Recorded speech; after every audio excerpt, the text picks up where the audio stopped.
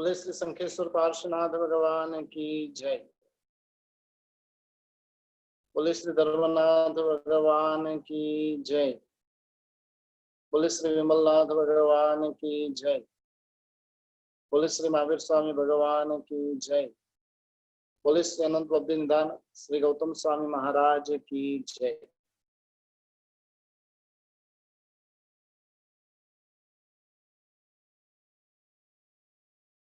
जीव विचार ग्रंथ के अंदर पंचेंद्रिय जीवों के भेदों का वर्णन हमने प्रारंभ किया है और जिसके अंदर पंचेंद्रिय जीवों के चार भेद जो मुख्य रूप से बताने में आए हैं उसमें भी जो नरक गति, तिर्यंच गति, मनुष्य गति और देव गति, ये चार भेद जो पंचेंद्रिय तिर्यंच के रहे हुए हैं और उसके अंदर भी शास्त्रकार महर्षि सबसे पहले चार गति में नरक गति का वर्णन सबसे पहले कर रहे हैं। नरक गति जो है उस गति के अंदर जीव किस प्रकार से दुखों को प्राप्त करता है और उसके संबंध में बहुत ही सुंदर बातें शास्त्रों में बताने में आई है। इन्हीं बातों के ऊपर कुछ प्रकाश हम डालेंगे। नरक किसे कहते हैं तो कि नारकी के जीव जहां पर रहते हैं, यानी नरक के जीवों को रहने की जो नारकी के जो जीव है और उनको जो रहने की जगह है जिसे नरक कहा जाता है, और उन नरक के अंदर नारकी जीव रहते हैं जिसको कोई हेल कहते, कोई जहन्नम कहते हैं। और इस प्रकार से नरक गति के अंदर विशेष करके जो इस भव के अंदर जो पाप करते हैं वो अपने पाप का फल भुगतने के लिए नरक गति में जाना पड़ता है। मनुष्य और पंचेंद्रिय तिर्यंच जो है वो नरक गति में जा सकते हैं। देव और नरक के जीव कभी नरक गति में जाते नहीं।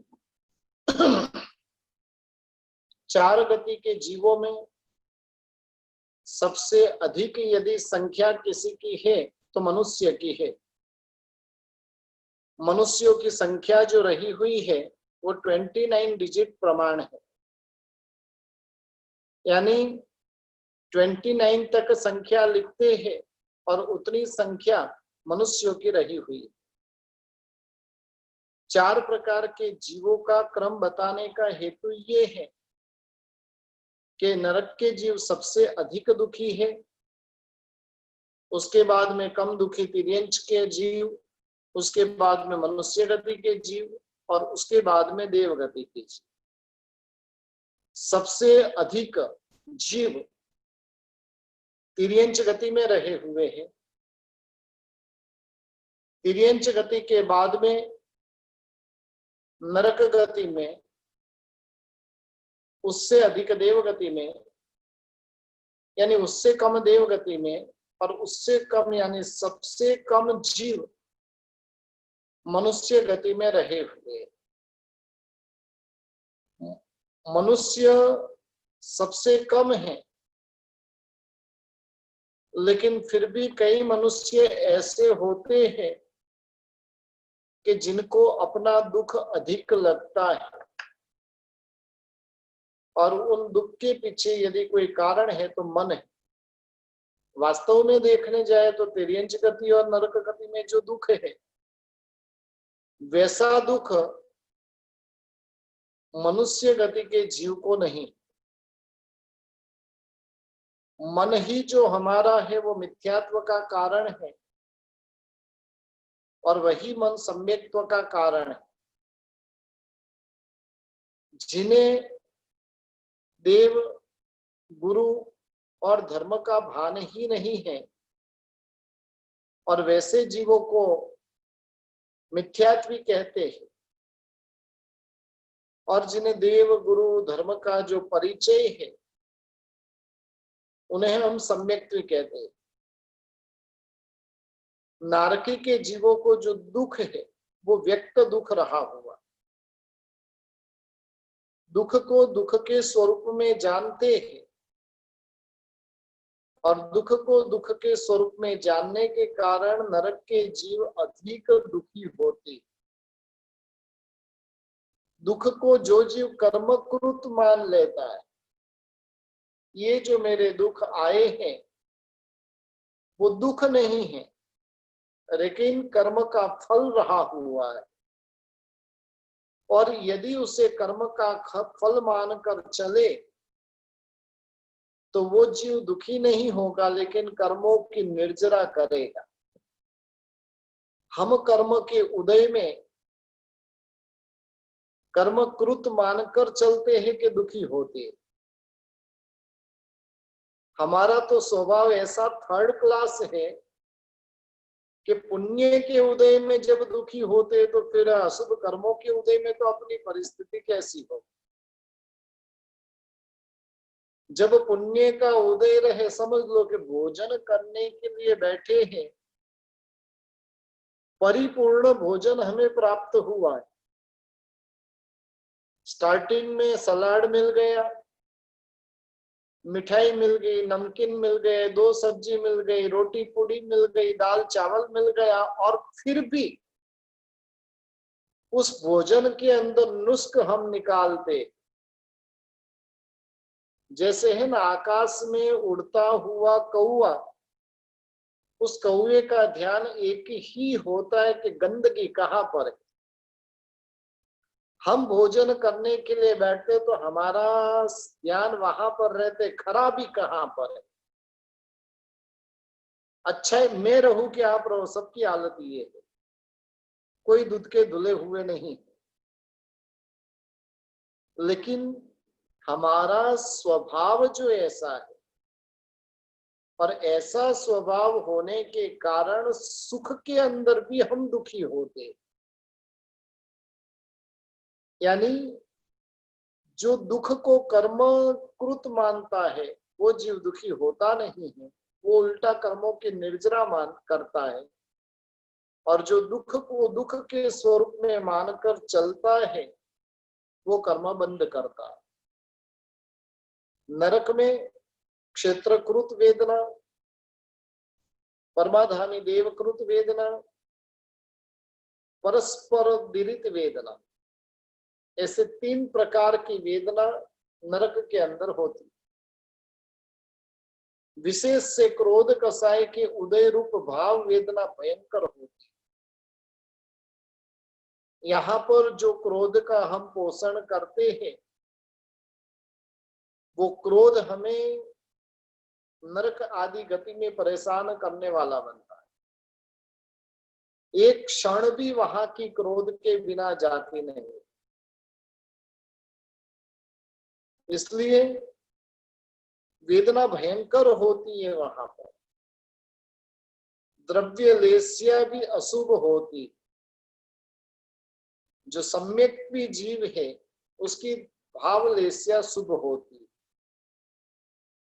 लेकिन द्रव्य लेस्या तो नरक के सभी जीवों की अशुभ ही होती। संकीर्ति आत्मा रहे कि मिथ्यात्वी आत्मा रहे, दुख से परेशान होते हैं, और जिस कारण से उनके परिणाम भी अशुभ होते। शरीर भी जो उनका रहा हुआ है वो अशुभ होता है। अनेक प्रकार की विक्रिया करने वाला वो शरीर होता है, वैक्रिय शरीर होता है नरक के जीवों को भी। लेकिन वो वैक्रिय शरीर के माध्यम से भी वो अधिक दुखी होता है। लगभग पहली और दूसरी नरक के अंदर कापोतलेस्या होती है, तीसरी नरक के अंदर नीललेस्या होती है, चौथी में भी नीललेस्या, पांचवी के अंदर नीललेस्या, छठी और सातवीं में कृष्णलेस्या होती है। सातों नरक के अंदर संकीर्त दृष्टि जीव हो सकता है। सम्यक दृष्टि आत्मा जो है वो सातों सात नरक में हो सकते हैं। यहाँ पर नरक का आयुष्य बांध लिया था, फिर सम्यक तो प्राप्त किया। नरक का आयुष्य बांधने के कारण नरक में जाना पड़ा। नरक के अंदर सातों सात नरक के अंदर सम्यक दृष्टि आत्मा हो सकती है। नरक के जीव से जो निगोद के जीव है वो अनंत गुणा अधिक दुख भुगतते, लेकिन उनका दुख जो होता है वो अव्यक्त होता है। नरक के जीवों की जो वेदना है वो व्यक्त है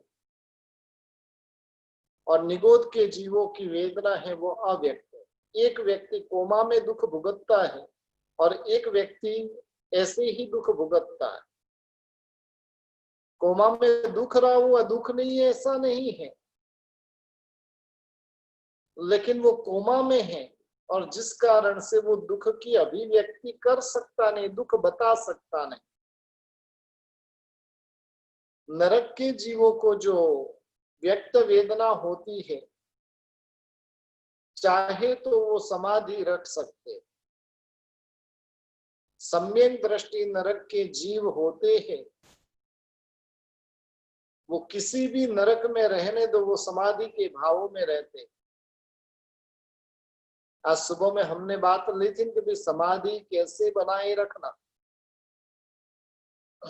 किसी भी परिस्थिति में समाधि बनाए रखना जरूरी। और जो समाधि बनाए रखते तो वो जीव सकाम निर्जरा करते, जो समाधि नहीं बनाते तो वो अकाम निर्जरा करते। और अकाम निर्जरा जो करता है तो वो संसार का परिभ्रमण अपना बढ़ाते। सकाम निर्जरा से संसार का अंत हो सकता है, अकाम निर्जरा के माध्यम से कुछ मात्रा में कर्म खपे हैं, लेकिन वो संसार का विसर्जन करा सके वैसा नहीं होता। वर्तमान के अंदर जो भुगतते हैं वो भविष्य में मिलता है। अव्यक्त दुख तो आत्मा अनादि काल से भुगत ही रहा था निगोद के अंदर।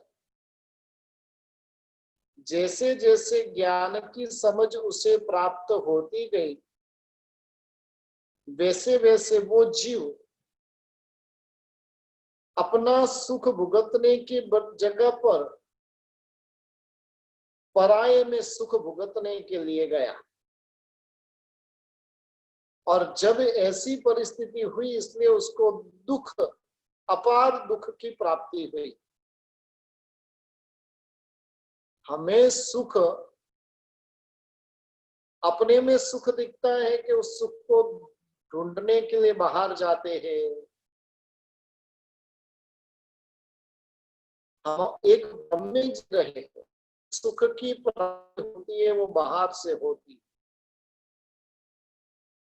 उद्गलों से सुख की प्राप्ति होती, और ये हमारा भ्रम है। और इसी को शास्त्रकार भगवंत मिथ्यात्व कहते हैं और वो सबसे बड़ा अज्ञान रहा।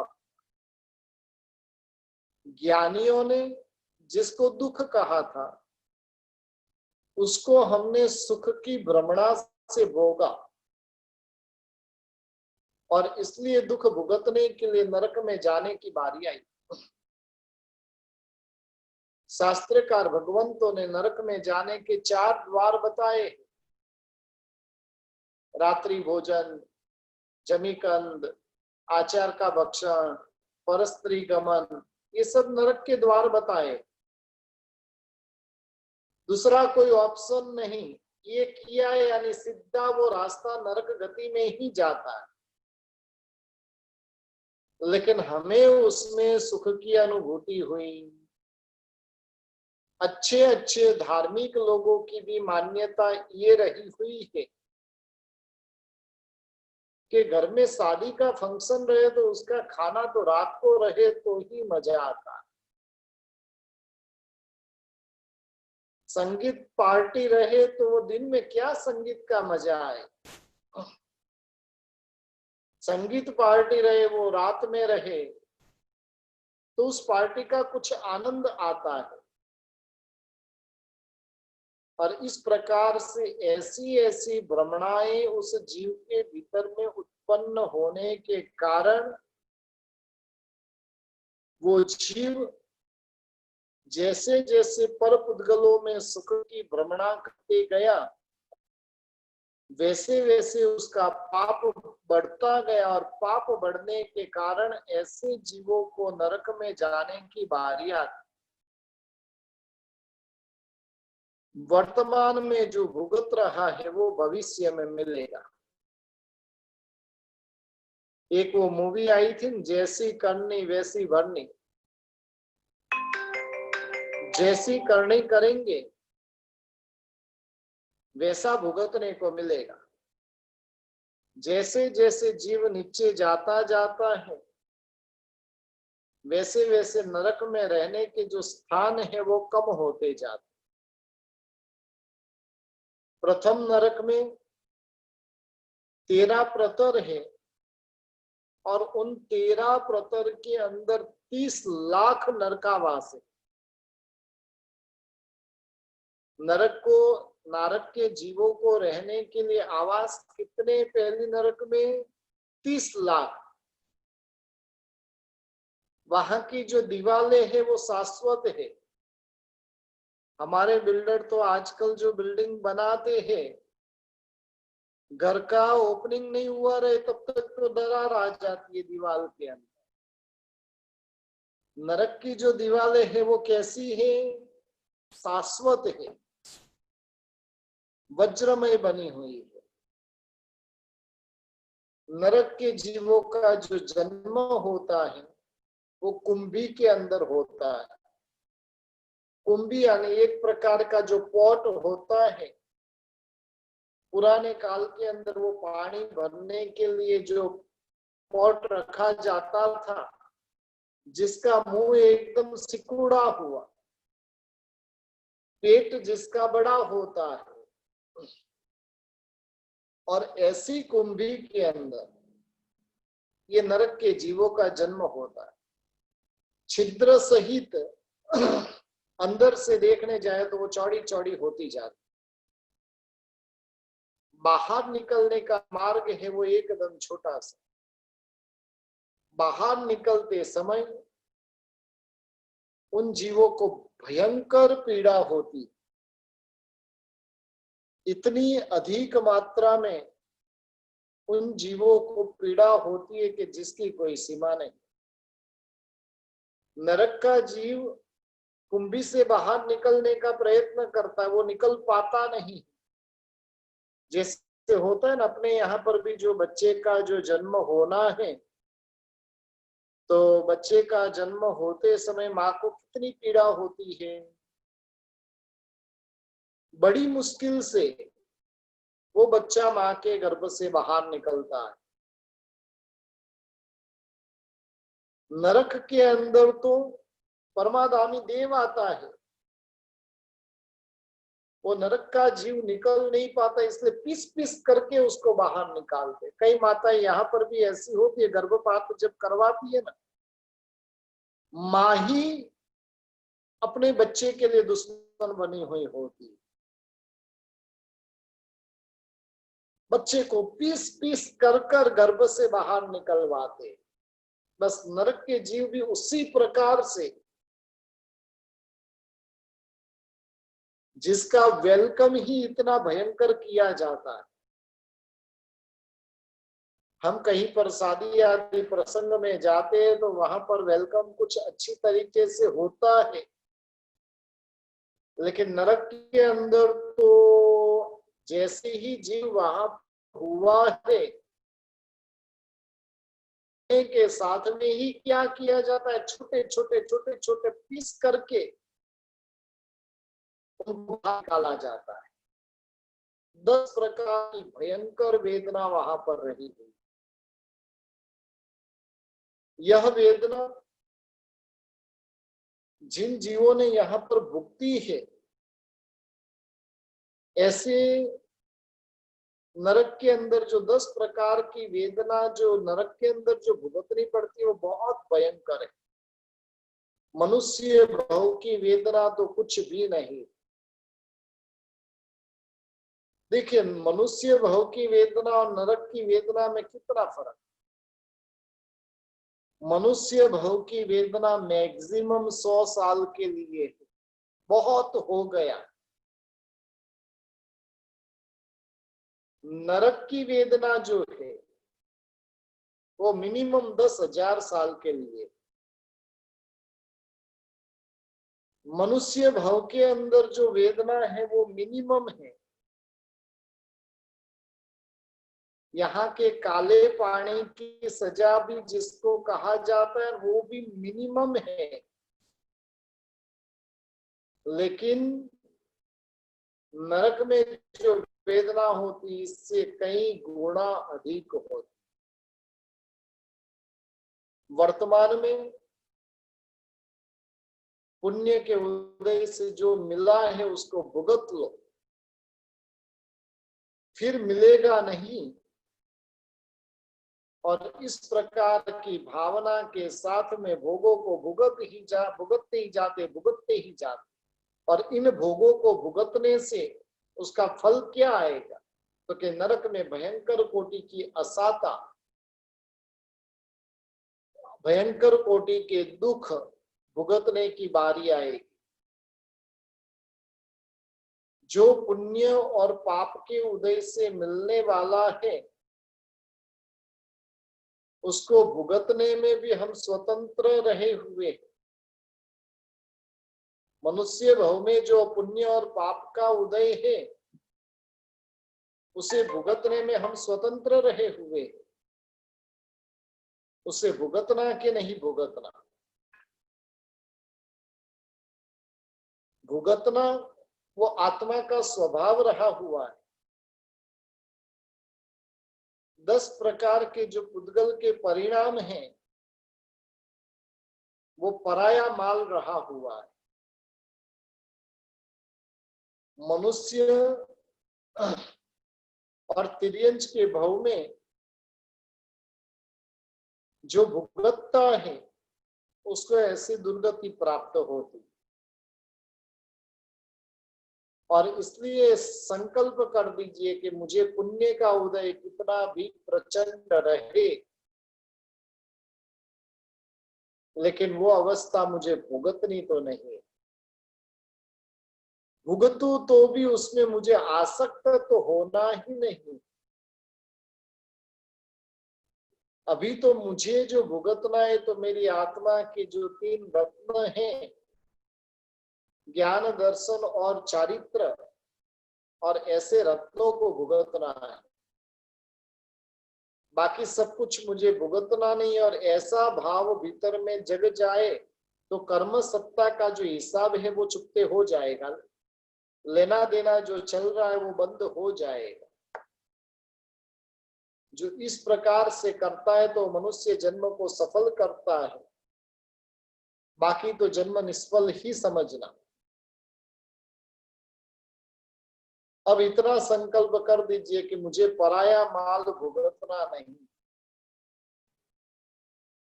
उद्गल से जो प्राप्त होता है वो सब कुछ पराया है,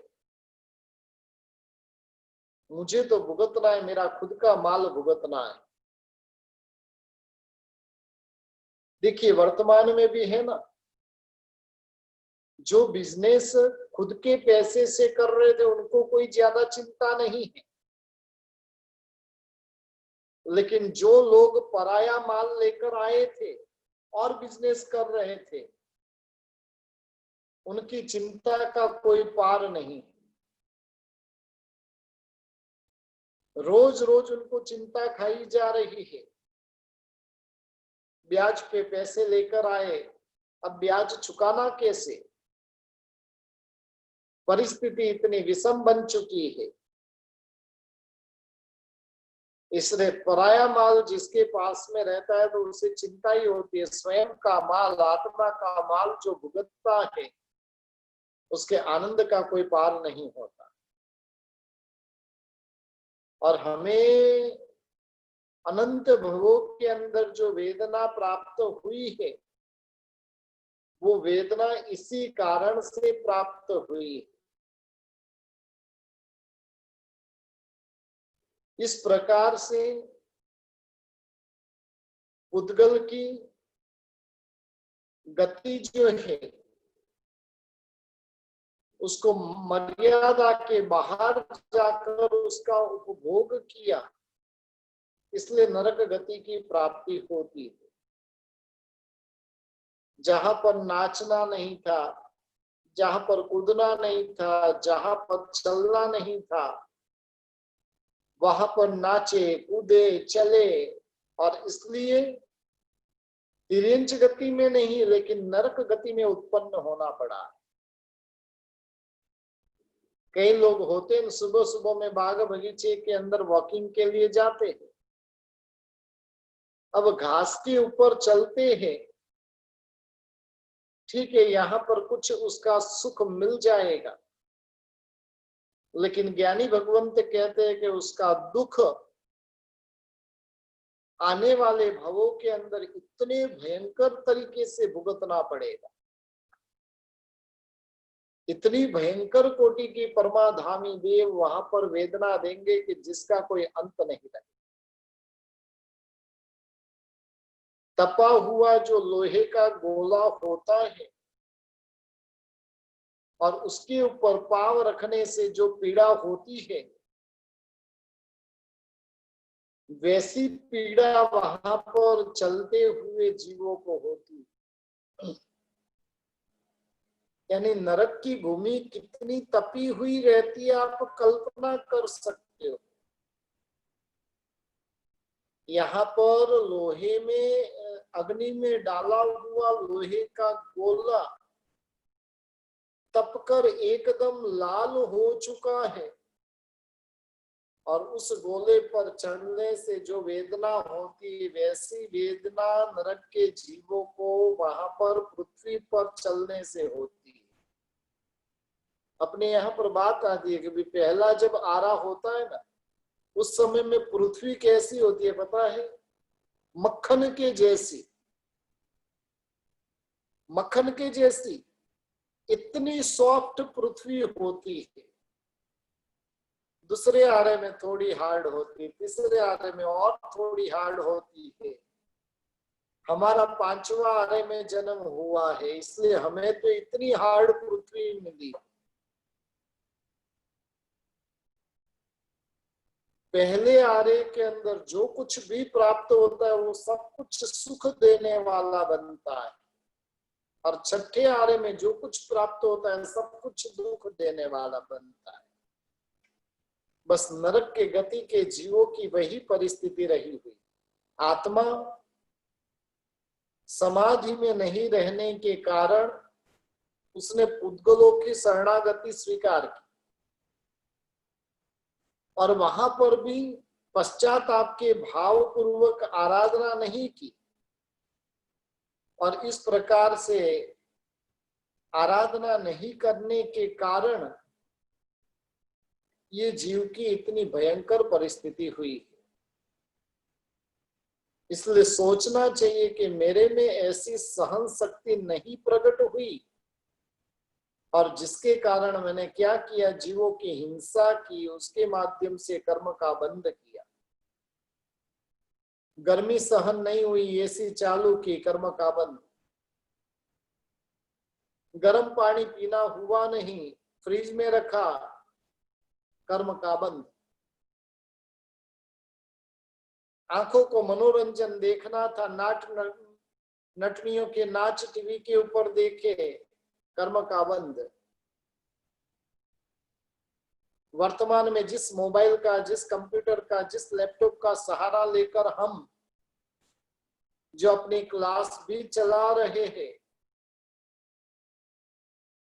शायद मुझे तो लगता है कि इस मोबाइल का सबसे अच्छा सदुपयोग यही रहा हुआ है। उसके अलावा तो मोबाइल कभी भी आप लेकर बैठो तो उसके अंदर गंदगी तो आए बिना रहती ही नहीं। और इस प्रकार से ये सब का आनंद लूटते लूटते लूटते लूटते बेहिसाब कर्म का बंधन जीव कर बैठता है। वर्तमान में बच्चों की परिस्थिति तो बहुत भयंकर है। पूरे दिन भर बस शूटिंग गेम खेलते रहना। दिन के पता नहीं, वो काल सौरी कसाई जो था ना, वो तो सिर्फ 500 पाड़ों को ही मारता था। हमारे बच्चे और हम स्वयं दिन के कितने को मारते उसका कोई पता नहीं। लूडो खेलते तो भी इसको मारा, इसको मारा, इसको मारा, इसको उठाओ, इसको उड़ाओ। और ऐसी गेम आदि के माध्यम से हम इतने भयंकर मात्रा में कर्मों का बंधन करते हैं जिसका कोई अंत नहीं होता है। और इसलिए इस प्रकार के पुद्गल के परिणाम से नरक में 10 प्रकार की वेदना प्राप्त होती है। पुद्गल द्रव्य के संयोग से ही जीव को साता और असाता की वेदना होती है। और ऐसे पुद्गल के परिणाम को छोड़ने का जो अवकाश एकमात्र मानव के भाव में ही मिलता है, बाकी कोई गति में नहीं है। देवलोक में चला गया तो वहां का सुख छोड़ नहीं सकता है, नरक में चला गया तो दुख से छुटकारा नहीं। तिर्यंच गति में बेचारे की पराधीनता ही ऐसी है। समझ है तो मात्र और मात्र मानव के भाव में। और यदि इस प्रकार का नहीं किया तो समझना के 4 गति के परिणाम खड़े ही रहेंगे, बस भटकता ही रहना पड़ेगा। इसलिए जीव को पुद्गल के गति के परिणाम का विचार कर उसका त्याग करना चाहिए। पूर्ण भाव भी यहाँ मनुष्य भाव में ही प्रकट कर सकता है और पूर्ण रूप से छोड़ भी यहाँ पर ही सकता है। जो यानी झवेरी बनकर शासन की जो प्राप्ति करता है उसे इस शासन की कीमत समझ में आती है। जिन शासन जो है ना वो रत्न है। कई लोग आकर प्रश्न करते हैं कि जैन धर्म क्यों ज्यादा बड़ा नहीं, जैन धर्म क्यों इतना ही है। तब मैं उनको एक सवाल करता हूँ, बाजार में किराने की दुकान अधिक के रत्नों की दुकान अधिक, बाजार में कपड़े की दुकान अधिक के रत्नों की दुकान अधिक। एक चीज ध्यान रखिए कि रत्न तो सदा के लिए कम मात्रा में ही रहेंगे। हमें भी ऐसे झवेरी बनना है। हमें भी ऐसे झवेरी बनकर क्या करना है तो कि जिन शासन रूपी रत्न का मूल्य समझना है।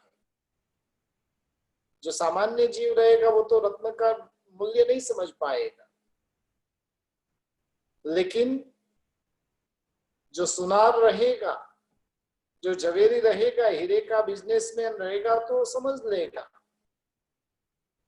और तब जाकर क्या होगा, एक एक समय की गंभीरता हमें समझ में आएगी। मनुष्य भव के अंदर ऊर्ध्व गति का काम नहीं किया और इसलिए जीव नरक का आयुष्य बांधता है। कई बार है पूर्व के काल में तो व्यक्ति जब मरता था और उस समय के अंदर वो पोस्ट कार्ड लिखने की परंपरा थी। वहां पर लिखते थे कि वे हमारे फलाना फलाना चंद अरिहंत शरण हुए हैं, राम शरण हुए हैं, या तो वहां पर लिखा जाता कि वे उनका देवलोक गमन हुआ है, और सामने से फिर रिप्लाई आता था कि देवलोक गमन जानकर मुझे बहुत दुख हुआ। उसने तो बेचारे ने जो रखा वो सही तात्पर्य में लिखा था, लेकिन हमारे ज्ञानी भगवंत उसको तात्विक दृष्टि से देखते हैं, और तात्विक दृष्टि से देखते इसलिए ज्ञानी भगवंत को क्या लगता है कि वास्तव में उसने पूरी जिंदगी में कभी धर्म किया ही नहीं था, और देवलोक में चला गया तो दुख ही होगा ना। आत्मा ने इतने पाप किए कि नरक गति में जाने चाहिए थे, और नरक गति की जगह पर देवलोक हो गया तो क्या होगा। इतने सारे जिंदगी में पाप किए और वो देवलोक होगा। कहने का मतलब है ऐसे ऊर्ध्व गति का काम हमने जीवन में नहीं किया। ऊर्ध्व गति को छोड़कर अधोगति के कार्य किए। कहीं पर अच्छी जगह पर जाकर भी अच्छा काम जहां पर कर सकते थे, वहां पर भी जीव ने गलत काम करने का काम किया। समझ लो कि कहीं पर व्यक्ति पोस्ट में बैठ गया, कहीं पर व्यक्ति पोस्ट में बैठ गया, तो वहां पर जाकर भी उसने क्या किया, वहां पर जाकर भी उसने राजनीति खेली, वहां पर जाकर भी उसने कावा दावा शुरू किया। धर्म के स्थान पर बैठकर भी इस प्रकार के गलत कार्य करने का उसने काम किया, और जिसके कारण उस गति की अधोगति होती, इस जीव की अधोगति होती। गति कर्म में भी नरक आनुपूर्वी, अशुभ विहायो गति, नरक गति, ये तीनों नाम कर्म की जो अशुभ प्रकृति है, जो देव और मनुष्य को उचित कार्य नहीं करता, हिंसादि पाप करते, तो उसको तीव्र पड़े से ये तीनों गति बंधती। सबसे पहले मैंने कहा नरक आनुपूर्वी। नरक आनुपूर्वी का काम क्या होता है? ड्राइवर होता है ना, ड्राइवर का काम आनुपूर्वी करती है। ड्राइवर एक स्थान से दूसरे स्थान पर लेकर जाता है। आनुपूर्वी एक गति से दूसरी गति तक लेकर जाकर छोड़ देती,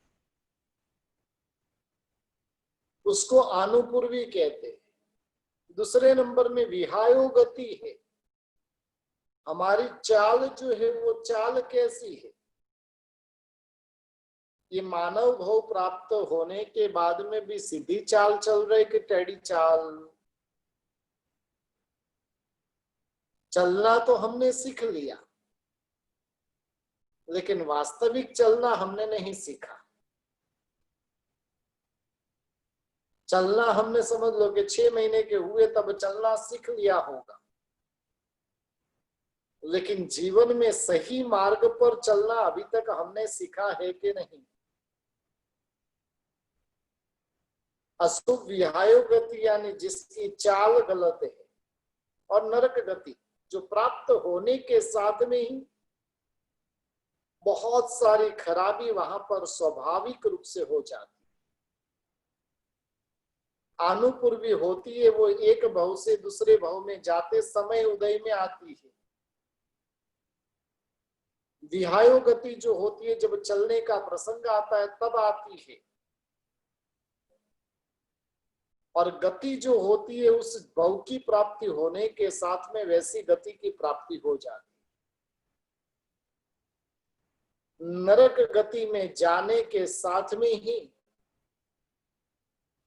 वहां की जो जो खराबी है वो जीव को सहज रूप से प्राप्त हो जाती। नरक का जीव जो चलता है तो वो भी किसी को पसंद नहीं आता है, पहले ही बताया ना कि तपा हुआ लोहा और उसके ऊपर पांव रखे जो पीड़ा होती है वो उसको चलते समय पीड़ा होती है। ऐसा कर्म बंधा कैसे? तो शास्त्रकार भगवंत बताते हैं कि मानव भव की कोमल काया को सुख देने के लिए वो बगीचे में घास के ऊपर चला, उसका स्पर्श उसे पसंद आया, उसकी शीतलता उसे पसंद आई और उसकी अनुमोदना की, और ये अनुमोदना करने के कारण इस प्रकार के पाप बंधते। जिन पापों को सेवेंगे भुगतेंगे वैसे फल उसके मिलेंगे, उन पापों को छोड़ देंगे तो छूट जाएंगे।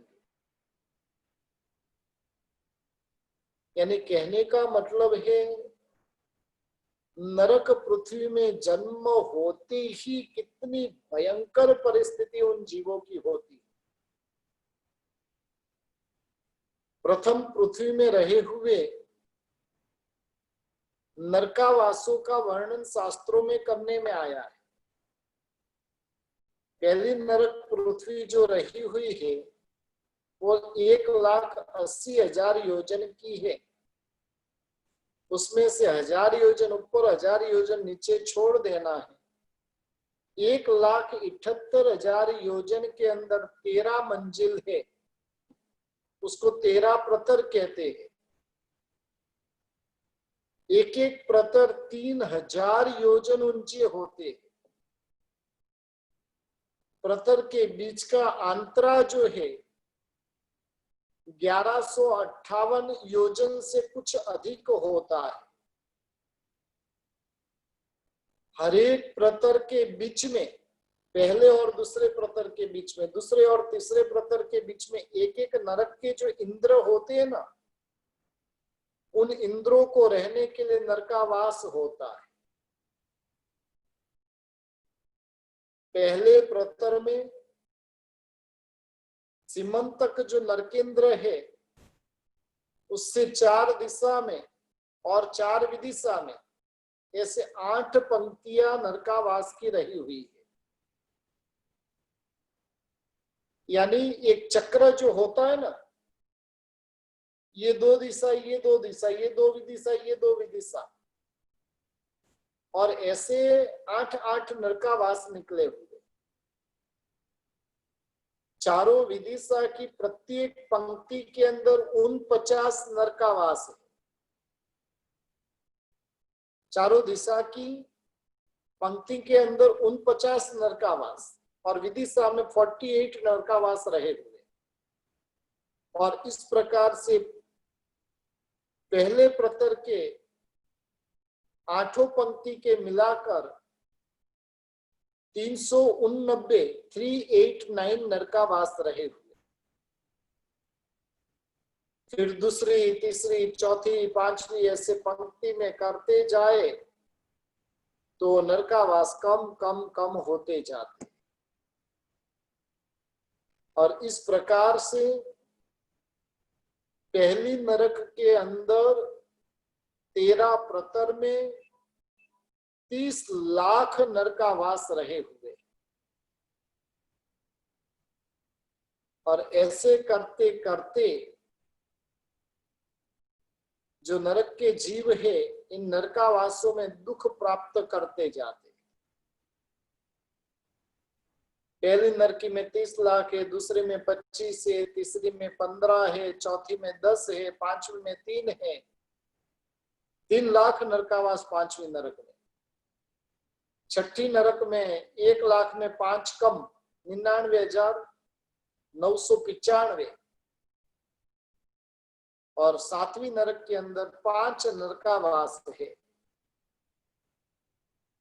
सबका टोटल लगाए 7 नरक का तो 84 लाख नरकावास होते।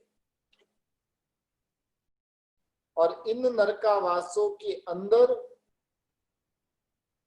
नरक के जीव जो होते वो दुख को प्राप्त करते जाते।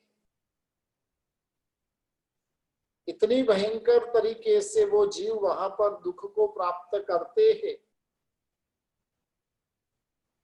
इसलिए जिन्हें भी ऐसे नरकावासों में नहीं जाना है,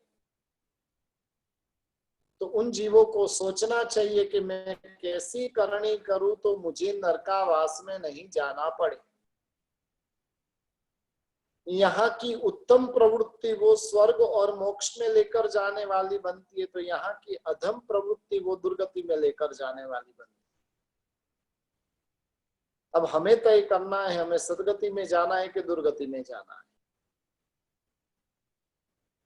नरक गति में जाना है।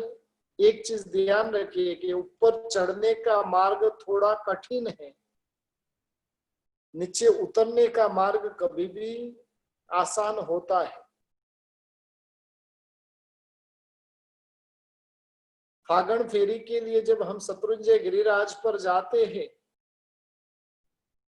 चढ़ने में तो कभी कभार लगता है कि इतना कठिन लगता है, लेकिन जब उतरने की बारी आती है तो उतरने की जरूरत नहीं है, अपने आप ही उतरते जाते हैं। चढ़ने के लिए पुरुषार्थ करना पड़ता है। आत्मा को मोक्ष में लेकर जाना है, पुरुषार्थ की आवश्यकता है। आत्मा को देवलोक में लेकर जाना है, पुरुषार्थ की आवश्यकता है। लेकिन आत्मा को नरक और तिर्यंच गति में लेकर जाना है तो कोई पुरुषार्थ नहीं करना पड़ता है। सहज से जीव दुर्गति में चला जाता है। बस अब हमें तय करना है, हमें सदगति में जाना है कि दुर्गति में जाना है।